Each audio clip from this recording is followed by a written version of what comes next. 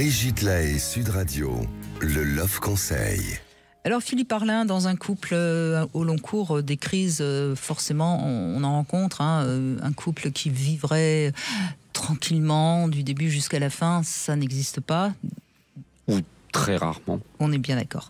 Donc une crise dans un couple, forcément ça va demander des ajustements et il faut parler, bien sûr, mais pas forcément trop non plus, parce que c'est juste... il faut savoir parler de la crise et puis ensuite rebondir et continuer. Et souvent, ce qui permet de continuer, c'est de s'appuyer sur ces valeurs communes et le désir de continuer ensemble malgré la crise qu'on a traversée. Aucun des deux ne doit se poser en victime et il faut sortir de tout ce qui serait plainte ou accusation, quelles que soient les raisons de la crise. Donc ça, c'est quand même déjà important à comprendre, parce que parfois, c'est facile de penser que c'est l'autre qui est responsable de la crise, qui est coupable ou je ne sais quoi. Et quand il y a un bourreau et une victime, c'est très compliqué d'arriver à dépasser la crise. Si la communication s'enlise vraiment, je crois qu'à ce moment-là, il est utile de faire appel à un thérapeute de couple. Pas forcément un sexothérapeute, parce qu'une crise, encore une fois, ça ne signifie pas la rupture.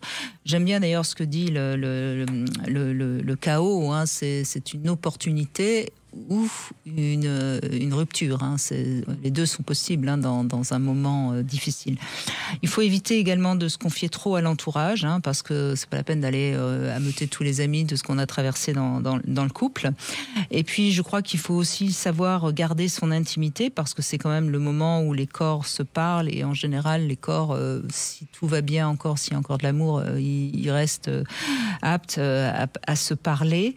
Et puis il faut apprendre aussi à se refaire confiance si la confiance a été un petit peu écornée. Et moi, j'aime bien cette idée de poser un acte symbolique, par exemple, changer le décor de la chambre, s'offrir un voyage, planter un arbre dans le jardin, acheter un bibelot qui sera acheté ensemble pour marquer l'après-crise. Alors, c'est important, mais j'ai en tête votre Love Conseil d'hier qui est l'écoute. Oui, bien sûr. Il faut savoir s'écouter, c'est-à-dire que la crise, elle est souvent un grand moment de surdité dans le couple. C'est un moment où on ne sait plus du tout être à l'écoute de l'autre, on a l'impression que ce qu'exprime l'autre va contre nous, à l'inverse de nous. Donc il s'est des fois passé effectivement des événements, mais c'est de trouver un moyen de retrouver le chemin de l'écoute. Et effectivement, ça peut passer par tout ce que vous dites. C'est du changement de... Il faut pouvoir se regarder de nouveau pour pouvoir se réécouter. Il faut un nouveau départ, il faut de nouveau s'intéresser à l'autre. Et plus, arrête, je ne veux pas entendre ce que tu as à me dire. Quoi. Et pour moi, c'est vraiment parlant quand je vois les couples que je reçois en tant que conseiller conjugal, un véritable dialogue de sourds. Oui, bien sûr. Chacun rabâche crise, ses reproches ou ses plaintes. Et tant que l'autre n'aura pas entendu, écouté ce que l'autre a vécu, ce que ça lui a fait comme douleur, et que l'autre est là encore en train de se défendre, mais il n'y a pas d'écoute, l'autre se sent pas entendu. Et tant qu'on se sent pas entendu, on rabâche.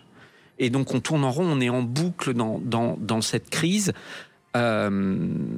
Voilà, faut apprendre à être là pour l'autre, mais des fois, faut aussi entendre que si l'autre n'entend plus, c'est parce que l'autre n'est plus là, il n'est plus dans le couple.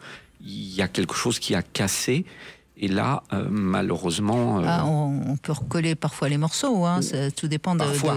Et parfois, ça peut faire un très joli vase. Quand les morceaux c'est là sont que le chaos peut marquer une séparation. Mais là, vous abordez évidemment la crise de l'infidélité, on entend bien. Oui, mais ça c'est pas que ça. Ça peut être quelque chose qui...